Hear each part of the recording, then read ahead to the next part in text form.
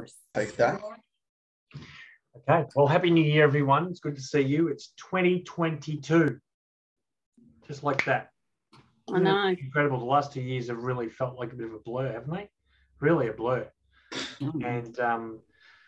And so it's good to be here again in 2022. It's a new year. It's a new time. It's a new opportunity. And I think I think it'd be good to, we can spend today just chatting about thoughts, I guess reflections, and what does 2022 look like for all of us. So it's wonderful to see you all. I think I just want to, before we sort of kick off, my reflections are, we keep saying and keep thinking, oh, when this corona thing's going to be over and we can get back to normal. My gut feeling is if we keep waiting for things to go back to normal, we're going to be a very, very old person and we're going to be very miserable. So my feeling is New Year, let's just pretend there's no coronavirus. Let's just imagine this is the life we have, and it is the life we have. And the more time we spend complaining about what we don't have and what we didn't have and what we've lost, and then we're just wasting this moment. So this is normal now. This is always going to be normal, I would think, forever. It's not going to go back to the way it was ever. So, and I'm excited about that. I mean, I think there's opportunities everywhere right now. Mm-hmm. True. I was just, I guess, reflecting on, that normal start of the new year, New Year's resolutions. I don't know how anyone had it said New Year's resolution. That the moment we said New Year's resolution, we put all this incredible pressure on ourselves to achieve. And then if we don't achieve the goal, then we feel like a failure. And what I want to talk about is removing that feeling of success or failure, and understanding that every day that we're moving forward, every day that we're taking some kind of positive action is absolutely the best thing that you can do. And I'm not saying you don't set a goal to get published or to finish your manuscript. That's not what I'm saying. What I'm saying is you don't base your feeling of success or achievement or fulfillment or joy or whatever on the achievement. Yeah? Does that make sense? I think, the whole area of goal setting for so many years has been about, make it specific, measurable, and when you're there, you're a winner, and if you don't make it, well, it doesn't mean you're a loser, but you reset the goal and you keep striving, pushing. And I don't know how many of you have ever felt like you're a loser. I have. Missed the goal, didn't do what I said I was going to do, didn't achieve what I said I was going to achieve, and then all of a sudden I feel like I can't do it. What's wrong with me? And we've got to get rid of that. Okay, so I'm coining a new phrase. Okay, you ready for this? Instead of New Year's resolution, this is what I'm talking about this year. For me anyway, New Year's restitution. Let me give you the definition of restitution. I did some research here. Restitution means the act of restoring to the rightful owner something that has been taken away, lost, or surrendered. And I think all of us probably have something that in our lives we feel like we've lost, and it might be, we might feel like we've lost our mojo, we might feel like we've lost our confidence, we might feel like we've lost our self-esteem, we might feel like we've lost our way, we might feel like we've lost something. Something's been taken away from us. Maybe, we've had stuff taken away from us. We've had control taken away from us in certain areas of our life. We have maybe surrendered our liberty or our freedom to someone else's beliefs or attitudes.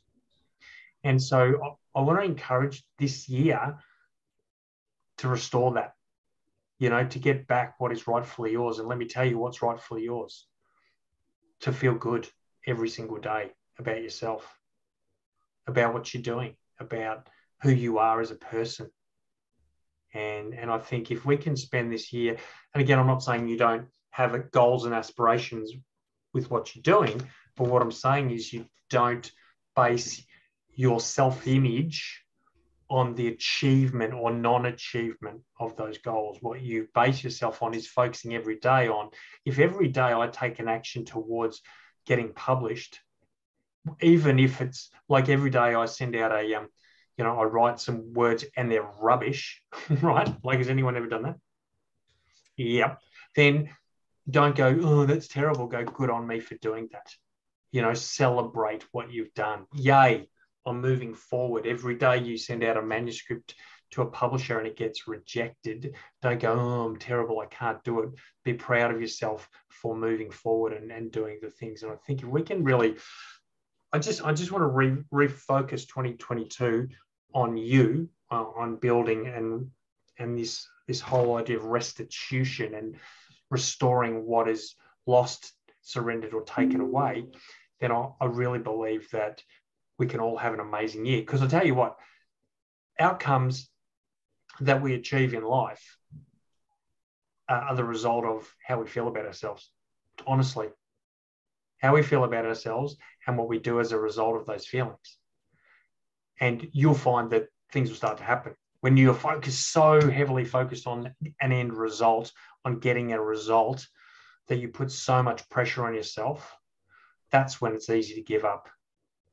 Anyway, I thought I wanted to start today by sharing a few things that are on my heart, because I love all, as you know, I love you all, and I think you're incredible people, and I want to see you happy.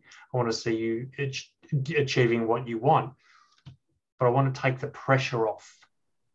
Just release the so take a bit of pressure out of that overinflated tire that we keep pumping and pumping, thinking the more we pump, the better it will be. But you keep pumping, eventually it's going to burst, right? So let's just relieve some of that pressure and just get back to loving it. Get back to joy, the joy that's in every moment and every day. Anyway, Kat. I have been reading this book called Ikigai, which is really, really good. It was gifted to me by my employer when I first started with them back in April. And it's fantastic. It's research based on supercentenarians. So those are people that have lived to 110 or longer. Awesome. And also on the blue zones, which are the 5 areas of the world that have proportionately more centarians and supercentenarians than anywhere else in the world. And one of the first things it talks about in how you can, so Ikigai is basically existential, oh, I hate that word, fuel. So it's not like purpose as in I will save all the animals. That might be someone's Ikigai, but Ikigai is sort of like, it can be more ethereal than that. It's the thing that you wake up for.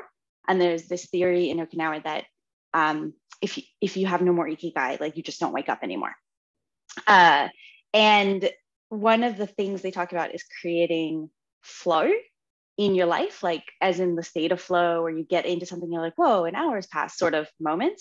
And they talk about the importance of how rituals help with achieving flow, because you get into a rhythm, and that like it's if you're really in flow, you're like, that's enjoyable. It's an enjoyable state, even if what you're doing is challenging. And so they say that the research shows that you should focus on rituals over goals, and you should actually focus on the enjoyment of the ritual. And they've had evidence of like how Bill Gates really enjoys washing the dishes, and he finds it like he like gets into like a rhythm of like doing it just like a little bit better or whatever. That's him. I'm not saying you have to be like a dishwashing master, but that there is actually if you focus on enjoying the daily ritual, then the happiness they've done from all these studies is actually in the doing. It's not in the result. Yep. And it's this kind of light focus on the habit, because if you focus too heavily on the outcome, it actually creates like against the flow. Like you can't get into flow because you're focused on that outcome. And you actually don't have to focus on the outcome, because once you kind of know where you're heading, like it'll just happen, which we've talked about so much, like if the daily habits of writing and stuff, is it just, the outcome is inevitable. So you can just kind of light touch that and just focus on the happiness of the ritual of the doing. So those are on my notes of this, like my focuses as well. And so like, I haven't been calling it restitution. I've been calling it rituals over goals, but with you, Andrew, and love it. Awesome. And thank you, Kat, because that is spot on, 100%. those rituals. And we talk about winning the day, don't we? We talk about, celebrating every single moment, every day, every word. Celebrate the word, because if you don't celebrate every word, you'll never get to the end of the book.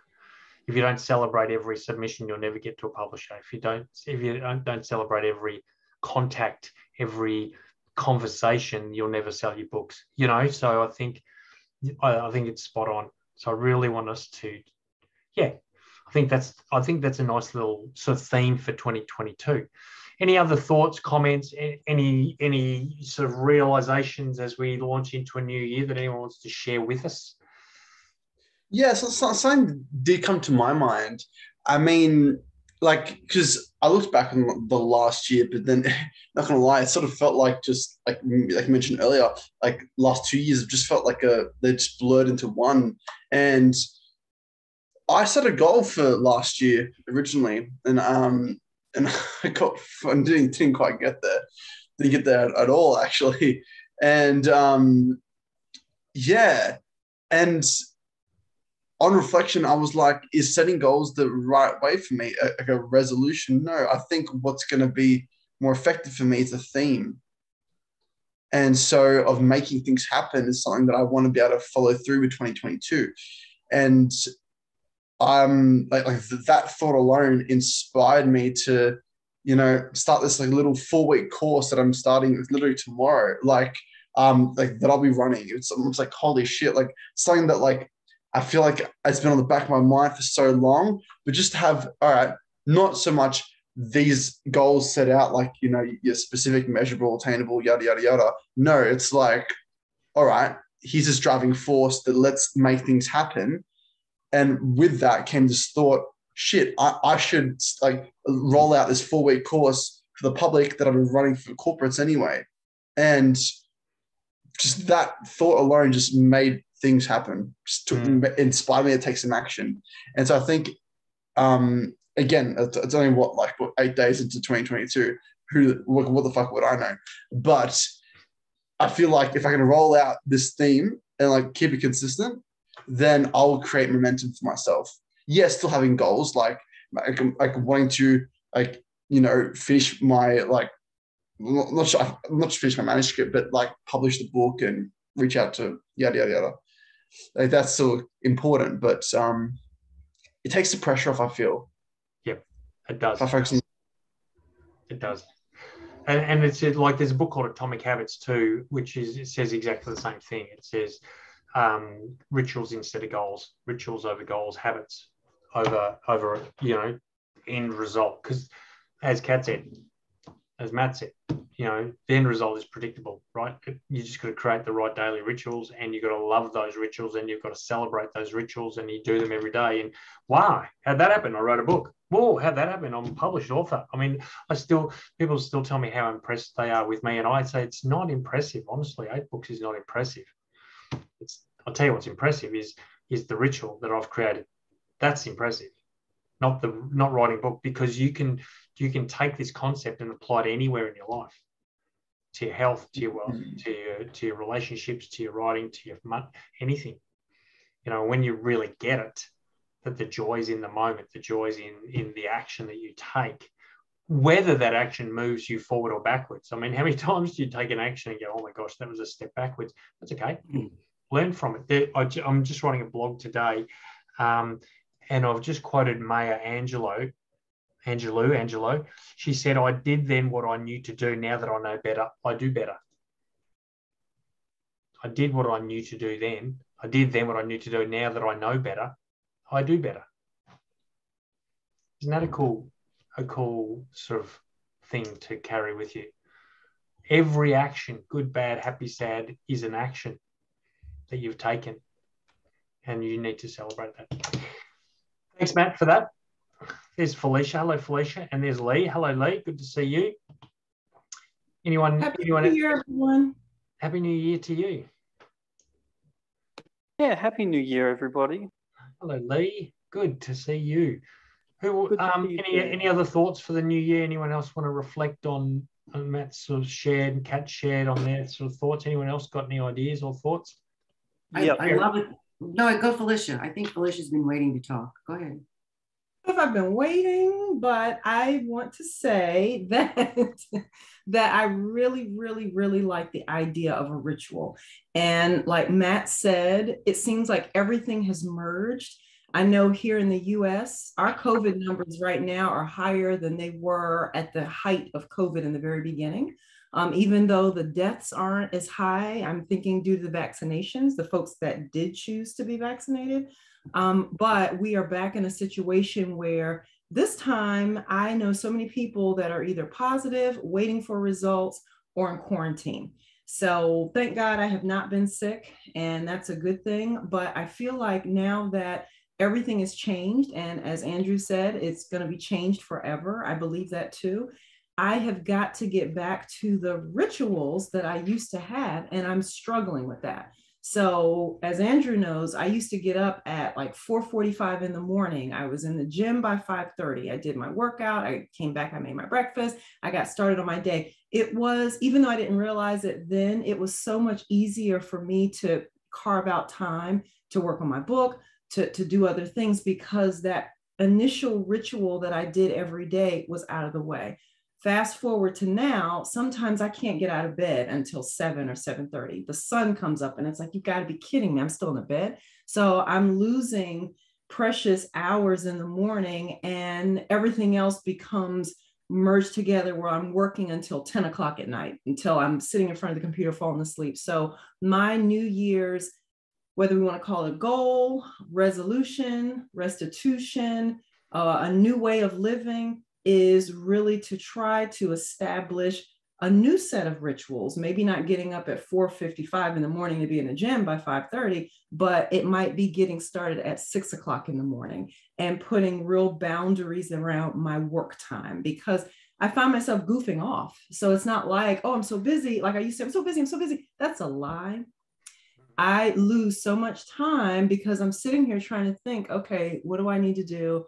How do I need to do that? So I started setting up my plan for my business for the year, what I need to do when I sit in front of my computer every day, how I need to start the day, the calls I need to make, the task list, the things that need to be accomplished, get them done, get them out of the way. And in that is also establishing a time where I'm just sitting and thinking, because part of where I am with my book, because I wrote everything that was in my head, now the struggle is the editing that needs to be done and adding to it, which is so much harder than just what I wrote to begin with. So I realized I just need time to think. And sometimes I just don't have, if that makes sense, I don't even have time to think. I'm so busy doing and solving problems that there's no real time to think. So now on my calendar, every day there's focused time. I think it's something new that Microsoft has, but it's focused time for 2 hours a day, where that's 2 hours of just thinking. I see the little heart. Yay. That's awesome. Good on you, Felicia. Good work. And yeah, and that's wonderful. And I think you said, I just picked up on one thing you said earlier. You said you're struggling to create this new ritual of getting up early again. So what I would ask you is this: what is your language around getting up earlier?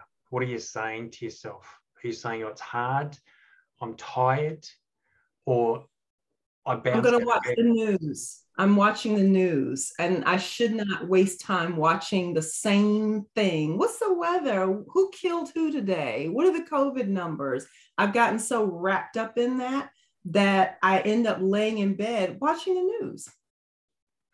Okay. Well, that's an easy one to fix.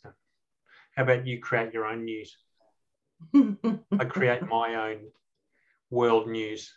Felicia Stuckey takes over the world. I'm going to definitely try to do that. There's I'm just putting I'm pasting a link into the chat right now. I'm part of a business group, and on Sunday last week, this lady, she's an amazing lady. She's in her 80s, and she's just incredible. And she did a talk on the new year, and her perspective was very much was around, rather than striving, achieving, failing, is focusing on feelings, focusing on your identity, who you are. And I want us all to think about, okay, how do I want to be known? What's my identity? And that's not got to do with what you do. Okay. It's not I'm a engineer or an accountant. That's not your identity. That's what you do. Your identity is the person that you are. And she said, this is interesting. She said, if I start to learn a musical instrument, if I play, even if it's badly, I'm a musician. Okay, all right. If I go for a run, even if it's the first run I've been in 5 years, I'm an athlete. And I think I've said this to some of you. When you start writing your book, guess what you are? You're an author, right? You're an author. You've got to believe that. That's your identity. I am joyful. I'm in motion. I'm in action. I'm enthusiastic. I'm creative. I'm curious. I'm self-aware.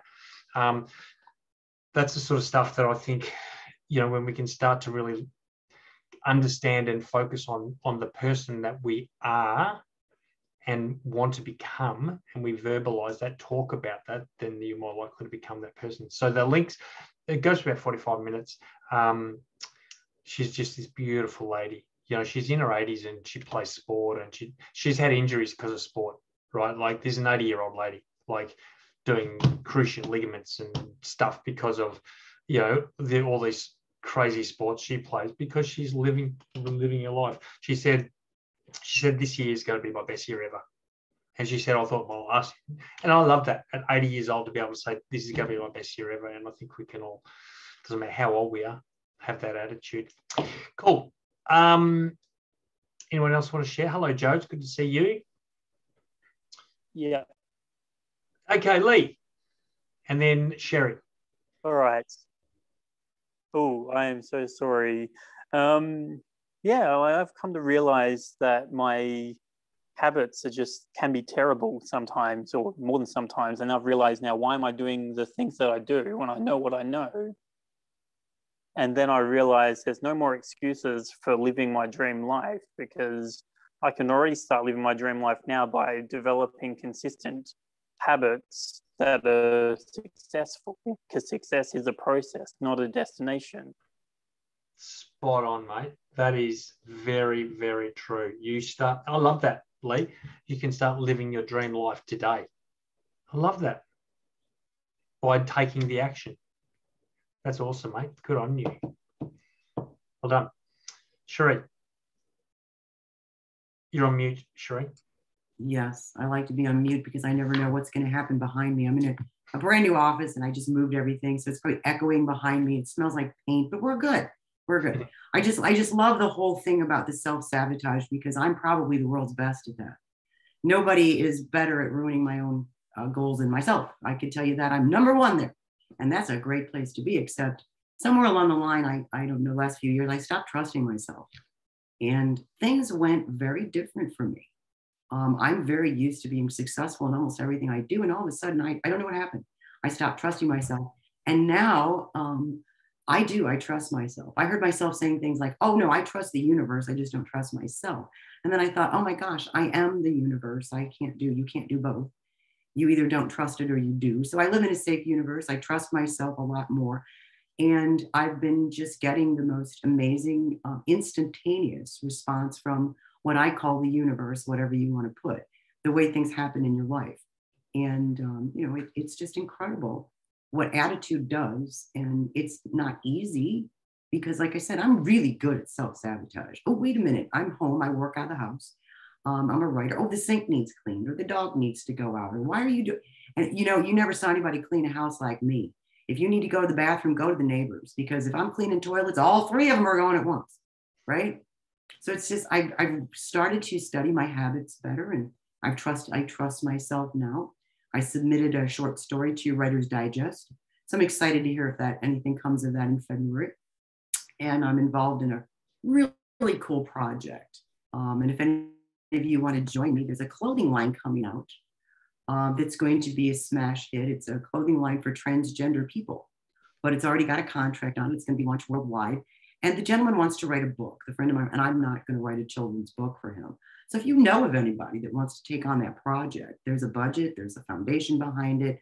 His thought is that he wants to support the clothing line with the book. I don't think that I don't see that real legitimate in marketing, but I thought Andrew might have a comment about that. But anyway, the reason I mentioned it is just because it's a really big, really huge project that I feel really blessed that they reached out to me, first one, and said, oh, yeah, Cherie's in the publishing business. She's on the Guild. She knows how to write books. She's published.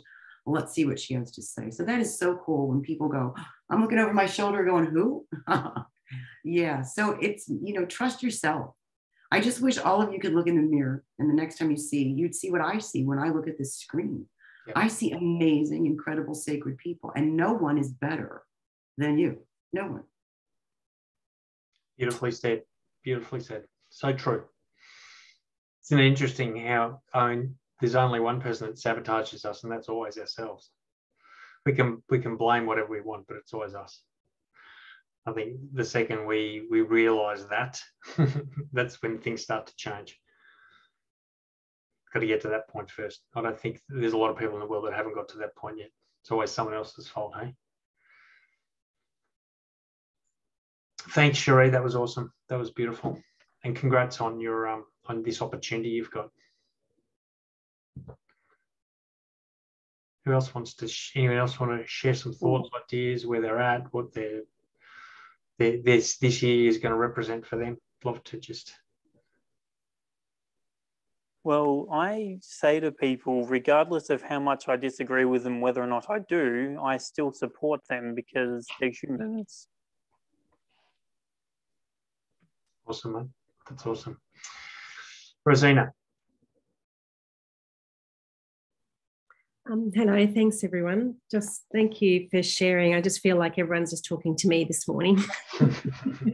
Rosina, can I just say before you start, you think you honestly, I feel like you believe like you're the only one that struggles, right? We all struggle, right? We all feel that. Everything that's been said this morning, I think we probably all feel we're being spoken to, right? So just so you know, Rosina, you're in very good company. Thank you. Yes. Sorry, I've got a lump in my throat because I'll just say it. It's my mother's anniversary today of her passing. So I just wanted to hide, but I get to be here and she doesn't. So for me, I know that she would want me to just live my life. And this group has just given me so much inspiration. And even when I haven't said anything, I've just,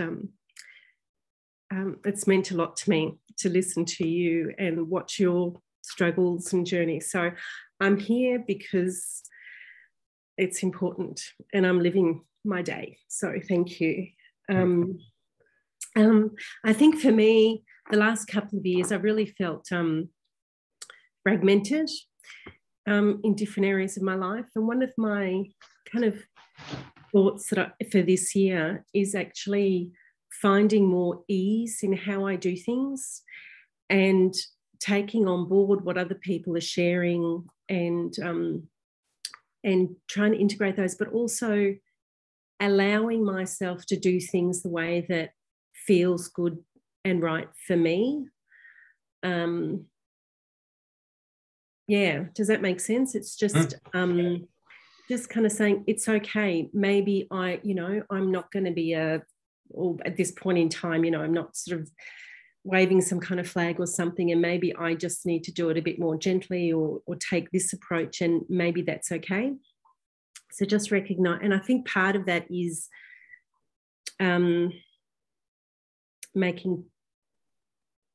prioritizing time for me, for what I want to do, my writing and everything, because I've been so used to looking after so many others and have homeschooled for years and all that sort of stuff. So it's that prioritizing myself, and in prioritizing myself, prioritizing the way I'm comfortable doing things and finding whatever that is. And it might not be the way, everyone's doing social media or whatever, but it aligns with kind of how I am. So, but I'm still finding that out too. So yes, thank you. Does that make sense? It makes also, it makes, again, I think there's a lot of people resonating with what you're saying. I think there's lots of people, and I think, again, we live in such a world that seems to be fueled by achievement and success and all this sort of stuff that we can so easily get caught up in it. But you define your success, right? We are the creators of our life, and we're the people that define our success. And all I would say to you is, you want to get to the end of every day and feel good about you. Yeah. So whatever that means, so you need to create your own little expectation of what is it for me that I need to do today that makes me feel good about me. Exactly. And it might be self-time. It might be meditation. It might be going for that 2-hour walk on the beach. It might be whatever. It doesn't matter. You want to get to the end of your day and go, yeah, I feel good about me today. Because every day you feel good about you at the end of the day, you're building you. Every day you get to the end of the day and go, oh, I didn't do that. I should have done that. Why didn't I do that? You're actually destroying you. Mm-hmm. So I would say That's really good. You, what when you get to the end of this particular day, can you go, I feel good about me? What is it that would make you feel good about you? And just do that every day. And you'll find that stuff will start to happen. Like Cherie said, things are just going to start to happen. Mm-hmm. Yeah, I think that's great, Andrew, because I think for such a long time I've been that goal focused, and so at the end of the day I've haven't done X, Y, and Z, and so not good enough, whatever, as opposed to, and I think part of finding that ease and the way I want to do things is, yes, it's okay to do meditation, yes, it's okay to go for a walk, because this is all part of whatever fuel I need at this point in time to get. So yeah, that's exactly. Thank you. You're welcome. I mean, that's a great, and Matt's just put a little note in there. There's always an excuse to feel great. And I love that. There is. I mean, every one of us could sit right now and think about something we're proud of that we've done. We've raised healthy kids. We've made someone smile. What if at the end of the day, you made someone smile, like you made someone feel good. It's not hard. That's an awesome saying, Matt. Like, it is easy to feel great. It's not hard. So let's focus on what's going to make you feel great. Thanks. Rosina, can I also just share, because I've both been coming to these forums for a really long time, and whenever I see you log on, I'm always really happy to see you on these forums, because I'm on Zoom so many hours of the day, so I never ever turn my camera self view on because it's exhausting. And I always find on these calls, I always end up looking at your square, because you listen with your whole self, and I find it so engaging. So even if Andrew might be talking, I find my eyes going to you, because I'm so impressed with how you absorb information. And so I think you might think that everyone's talking to you, but it's you give back so much. It's so exciting to talk with you. And I really I love it when I log on. I'm like, oh, Cherie, I was just talking about Cherie to my husband the other day. I was saying how every time she's on, blah, blah, blah, blah. And Felicia and I do our little thing on habit share that she hasn't been on in a while, but I'm not going to say that because that'd be mean. And Deb and I have our, but it's don't feel like an outsider here. I know we've never met in person or anything like that, but I see your face on the thing and I'm like, yes, nice. So, you are very much contributing and have been. So don't give yourself credit for that too. Thank you, Kat. Ditto. Thank you. Yeah, well said. Well said. Oh, don't we feel good? I mean, what a great way to either start the weekend, start the day for the Aussies, or end the day for the Americans. And that's what I want these forums always to be about, is just feeling good about you wherever you're at, no matter where that is. Because I guarantee you, all of us wish we were further along. All of us, no matter where we're at. We wish we'd done more, were further along, had more, but we aren't. We're here. We're right here and now. So let's celebrate this moment. Now, I haven't heard from Deb yet, and I want to hear from Deb because she's an inspiring lady. So, Deb, tell us a bit about what you're up to. Hell yeah, it's very inspiring. You are. I cracked up before when Matt started his sentence with shit, which is how I would start a lot of sentences. Yes, I'm really I've been really struggling with the feedback I got from Julie about my book, which I'm now trying to rework. And so that's been a big sort of, oh God, I don't want to do that hurdle. But I'm getting there now. And eventually I changed the title, which really did help me change my focus with the book. And so I guess it's about taking bits out that I wanted to say and accepting that it's not the time or the space to say them. And do you feel good about those changes that you're making now, Deb? Now that I'm getting there, yeah, yeah. And isn't it? And then there's something powerful too, isn't it? Because we all have our own opinions about the way things should go, and they're not always right. They're not always the best way. So sometimes it's not always easy to hear feedback, is it? No, and of course it's my baby, so it's like someone lifting up the blanket and saying, "Oh God, that's ugly," and putting the blanket back down. So it's, you know, that's highly emotional stuff where I'm very attached to these babies as I produce them. And so, yeah, there's when I was taking your baby, Deb, just trying to help your baby grow into a beautiful, successful adult. Oh, yes, yes. Like I say, it took a few days. I'm there now. I've resolved my issues. You've had a stomp. You've had a bit of a tantrum. Yep. You've got to do that. You've got to have your tantrum. Yeah, yeah. And swear a little bit.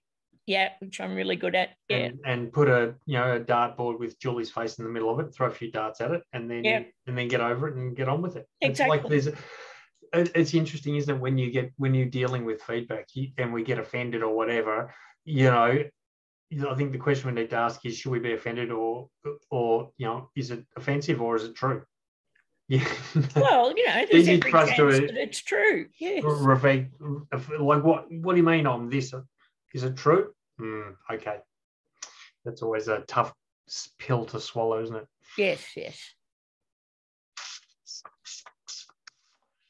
Okay, who have we heard from? I want to hear, Bindi, it's good to see you. Look, you don't have to if you don't want to, but I mean, Bindi, just to give you a bit of introduction, Bindi is one of the very, very first people that I started working with. Bindi, how many years ago? 5, 6? Oh, way more. More.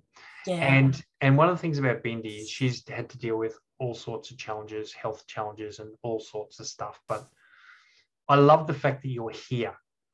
You're still here. And that's to celebrate. You may not have done what you wanted to do, or it's taken years, but you're here. And I think that's awesome. So how are you? I've seen better days. Oh, you got a bit of a husky voice. Yeah, always. So I'm in ISO at the moment because I was a close contact, which hopefully I come out of tomorrow. And patrols have been heckers because every second person has COVID. So we're having to pull our fingers out and get down to the club much more frequently. And trying to run courses at this point is just hectic. Yeah. Because I've just had 5 people pull out of the assessment tomorrow because they've been close contacts, so they've got to go into ISO for the 7 days. It's just been very challenging. And when Rosie brought up her mum's anniversary, my mum's first anniversary passed in August. July. It was the night of my one of my sisters. I have 7 siblings, so I just get confused. One of my sisters missed out on seeing her. She flew in from Vancouver she landed an hour after Mum passed. So we'd had special approval from the state to say that she could come down and, you know, wave goodbye through the window and stuff, but she didn't make it, so that's really hard. Yeah. So yeah, when other people bring it up, it gets quite emotional. It is. Yeah, so speaking of Julie and editing options, I'm still going. I've had to rewrite the start, and then because of Mum's illness and Dad's illnesses all combining and other people, it has been quite an interesting journey the last 8 years. Well, but I'm still writing. I start lots of books. I get ideas when I'm on the train usually, and I'll write starts and then come back to them later and add to them. So one day you'll get there. Keep showing up. I always say show up. I'm retired, so. Oh, awesome. Yeah. You have time now. Yes, I do. No excuses. Well, that's good. We'll see more of you then, which is great. Hopefully, yeah. It's just all I can say, Bindi, is stay connected to this group of people. And, yeah. Thank you. You'll be absolutely inspired. So, cheers. Sorry to hear about your mum. Anyway, there's lots of people with issues. Yeah, indeed. It doesn't minimise our own, hey? That's for sure. Okay. Well, who else have we heard from? Joe, do you want to say hello? Hi. Have you used to got voice issues? Sorry, still. Yeah. Okay. Well, you're here. We'll just know you're with us. Anyone else? Paula, is there any thoughts from you, Paula? Not sure if she's still there. She's gone to the bathroom. Oh, there she is. She is there. Here I am. Yeah. Look, I'm a bit stuck in the mud. My study just never stops being a mess. So I did start last night I just have all these little things on the boil and then I go and do something else. So I'm quite unfocused. I've had my grandchild with me from Sydney, which was lovely. So, and my daughter and her partner. So that was really nice. And they've just left. So it's like the dust is settling. I'm coming down, just looking at all the things. And I started going through some of my notes to try and sort the study out. Like, I don't know if anybody has a messy study, but maybe I make it as an excuse, and it's been an excuse forever. So love that, Bindi. Bindi was just showing us, Paula, I don't think you saw, Bindi was just showing her study. Let me see, Bindi. Couldn't be as bad as there you go. Does that make you feel better? Where is it? Wait there, I'll have to go and look at let me see. I'll just scroll through and see where you're. I'll unmute you so I come up. Are you Yeah. Oh, okay. Yeah, this is my retirement piles from school. Yeah, mine's and my surf. Okay. At least you got a lot of containers to put things in, and yeah. Well, I did have a declutterer once, and that was okay, but I feel I need shelves on the wall to put everything because it's mostly on the floor. But other than that, because I like comedy, I like to write little things in this. And I came across some things I'd written because with comedy, you've got to be very brief and short and the punchline and all of that. So I'm setting a challenge to try and write one thing just for comedy.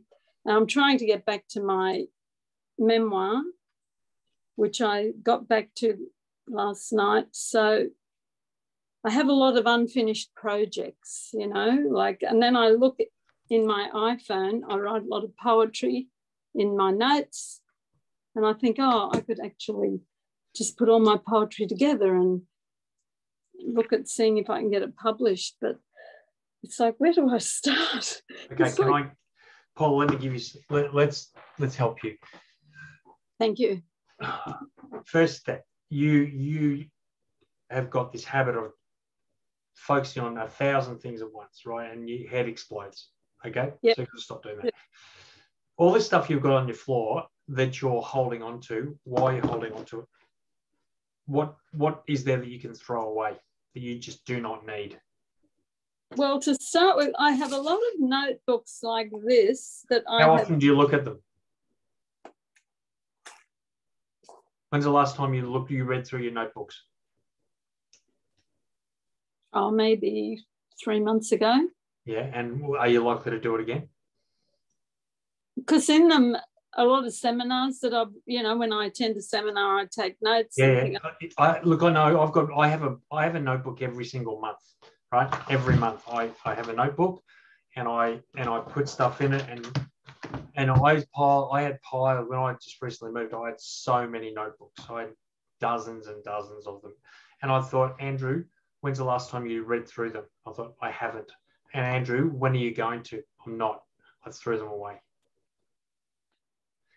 You've got stuff there that you don't need, and you're convincing yourself you do, because maybe one day I'll read it. You won't.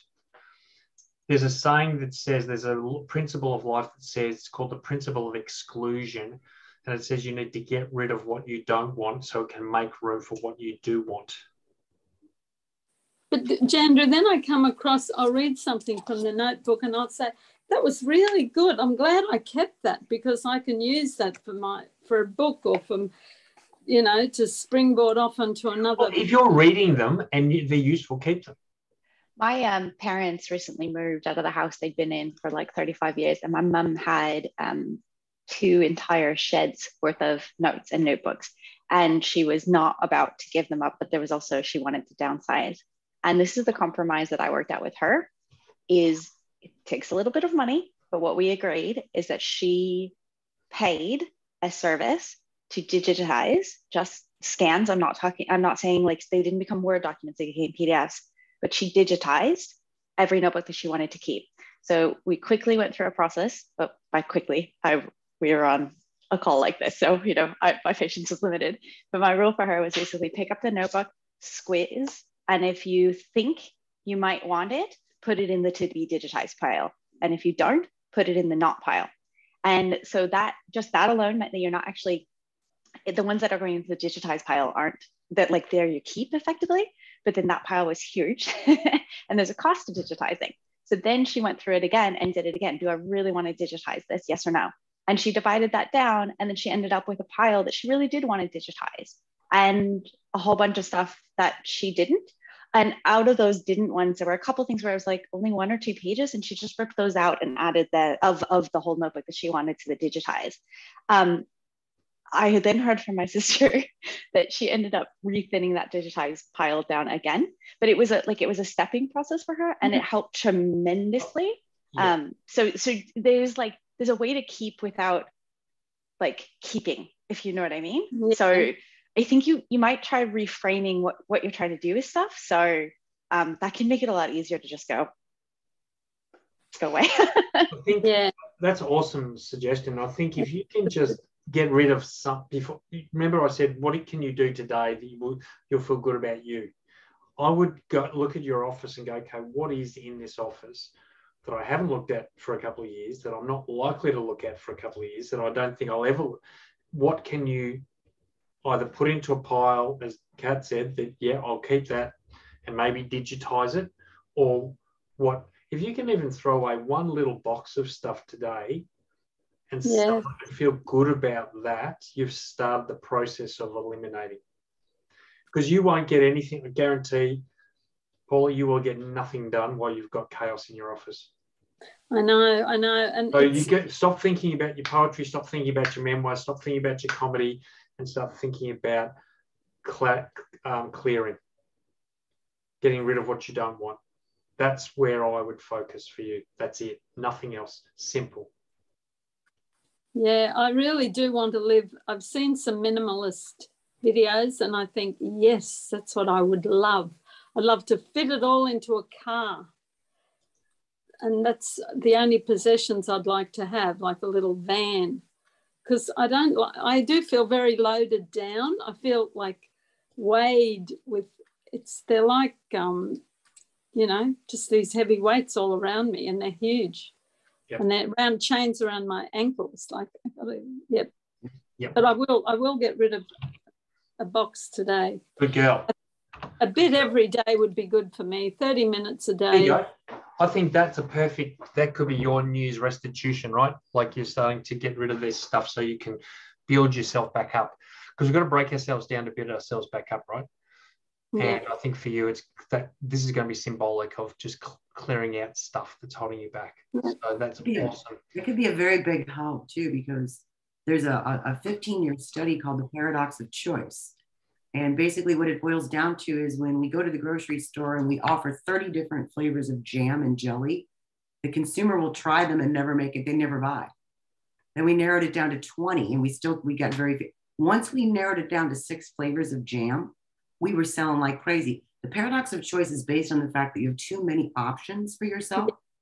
So I pick days of the week and say, I'm not going to do poetry on Monday. Now, this depends on your creative flow as well. But if you just pick a day of the week and say, today I'll do poetry, tomorrow I'll do my memoir, and touch those things on those days, you will eliminate the paradox of choice in your mind. You're giving yourself too many options every day. No wonder you can't make a decision. Just a thought. That's good. That's awesome.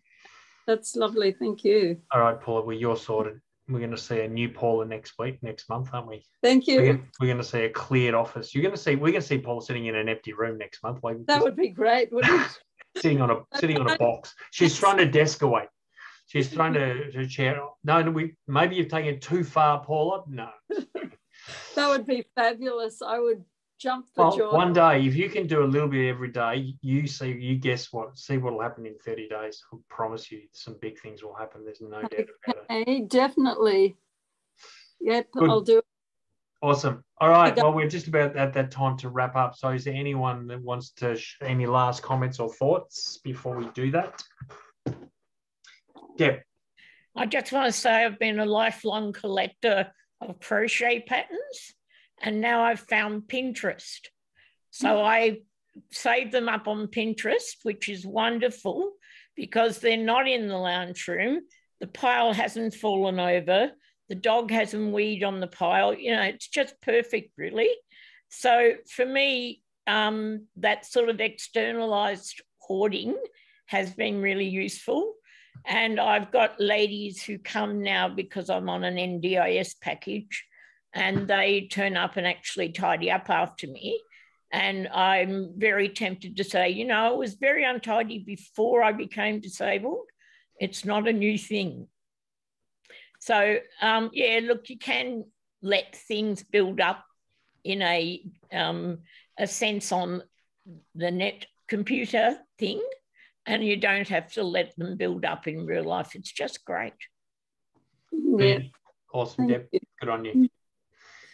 Okay, guys. Well, it's been wonderful to see you again. There is another forum on Monday evening if you want to do it again.